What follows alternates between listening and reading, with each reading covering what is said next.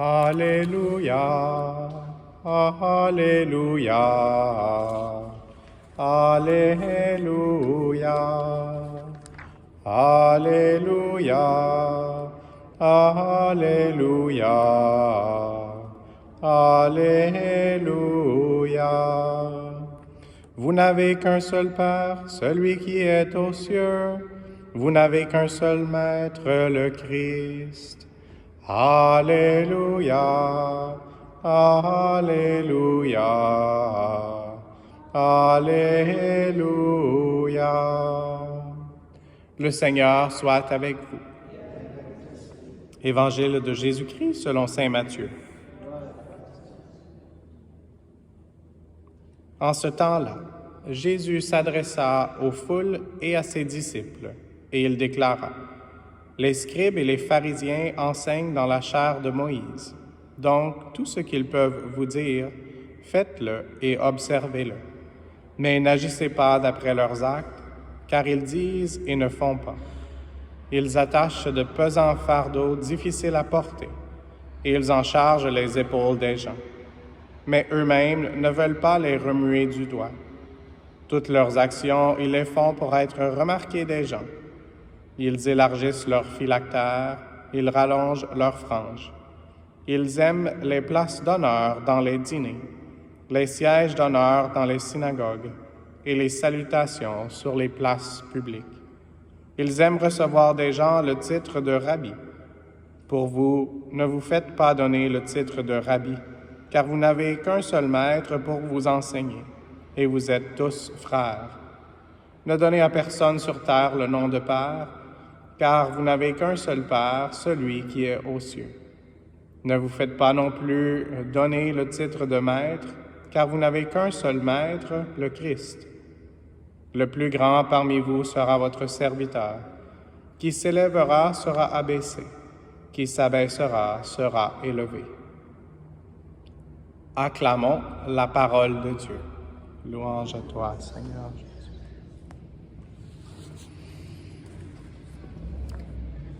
Aujourd'hui, je veux prêcher plus sur le saint du jour, Saint Bernard de Clairvaux, que sur la Sainte Écriture qu'on a écoutée. La Sainte Écriture est toujours très importante, mais j'aimerais mettre en contexte une des réflexions, de penser à ce saint qui a vécu autour des années 1000, environ il y a 1000 ans. Et puis, il était un des prédicateurs pour les croisades. Et ici, on est près de la colline parlementaire. Et puis, dans notre hymne national, en français, on dit « Il sait porter la croix ». Et d'une façon spéciale, l'arme la plus forte, c'est pas les bombes, c'est pas le glaive. On pourrait dire que c'est le glaive de l'esprit, qui est la parole de Dieu, et c'est aussi la croix. Et c'est l'arme que Dieu a utilisée pour vaincre l'ennemi complètement, totalement, et pour toujours, l'ennemi qui est la mort, et donc qui est une conséquence du péché. Alors demandons cette grâce, prions les uns pour les autres, qu'on puisse savoir porter la croix, et qu'on puisse d'une façon contemporaine être en croisade contre l'ennemi qui veut envahir plus nos cœurs, même que les territoires. Et oui, il y a des choses territoriales dans les batailles spirituelles, mais ce que l'ennemi veut vaincre, c'est notre garde, notre vigilance de garder le Seigneur à l'intérieur de notre cœur. Et donc oui, l'ennemi de la chrétienté est probablement plus dangereux parce qu'il veut envahir le lieu saint de notre cœur. Et ce lieu est sanctifié par Dieu lui-même. Il n'y a rien que nous-mêmes on peut faire pour le sanctifier, sauf nous approcher des sacrements le plus humblement et avec le plus de confiance possible. Donc, demandons au Seigneur de nous aider à lutter contre l'ennemi de notre âme, et puis qu'attirés par l'Esprit Saint, on puisse ne pas regarder les autres dieux, le pouvoir, l'argent, toutes ces choses-là, mais qu'on puisse vraiment contempler le vrai Dieu. Et la contemplation était le désir, un des désirs les plus chers de Saint Bernard, et donc il aimait être en solitude, mais Dieu avait un plan pour lui d'être un peu plus dans les spotlights, comme on dit.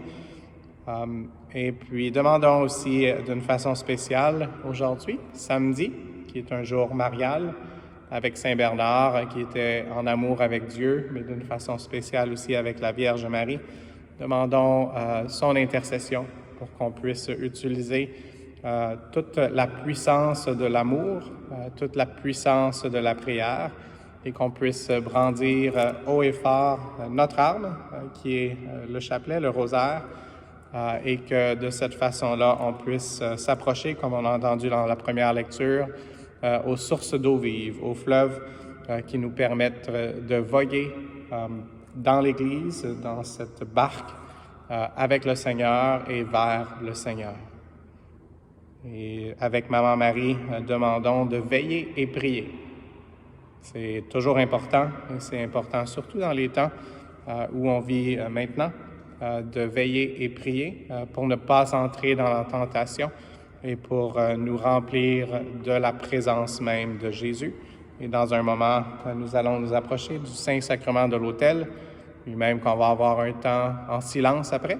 On peut demander à Saint Bernard de nous aider, où on va pouvoir faire de l'adoration. Donc, demandons à Maman Marie de nous aider à reconnaître Jésus et à avoir toute notre attention vers lui pour pouvoir l'adorer comme notre seul Dieu et pour pouvoir aimer notre prochain comme soi-même.